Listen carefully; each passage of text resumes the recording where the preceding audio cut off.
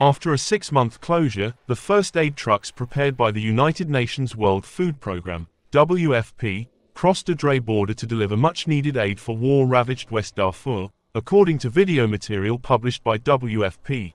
The trucks carried sorghum, pulses, oil and rice to serve nearly 13,000 Sudanese people at risk of famine in Kerenak in West Darfur, WFP said in a statement. This comes after Sudan's Sovereign Council said last week it would allow the use of the Dray border crossing with Chad for 3 months, a move long awaited by aid agencies seeking to send aid into areas of the Darfur region that are threatened with famine.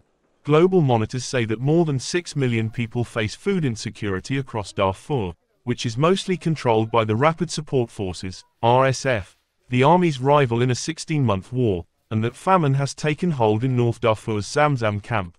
The army-aligned government blocked aid deliveries in February through the Dray crossing into territory controlled by the RSF, alleging that it was being used for weapons deliveries. The country's dire humanitarian crisis is a result of a war started more than a year ago between the country's military and the rival paramilitary group. Since mid-April 2023, more than 18,800 people have been killed in the conflict and more than 33,000 have been injured, according to the UN. Dray was closed in February, but WFP was able to send 2 convoys through in March and April. Without Dray, WFP was forced to use a longer route into North Darfur through the Tyne crossing in Chad. The UN has called Sudan the world's worst humanitarian crisis.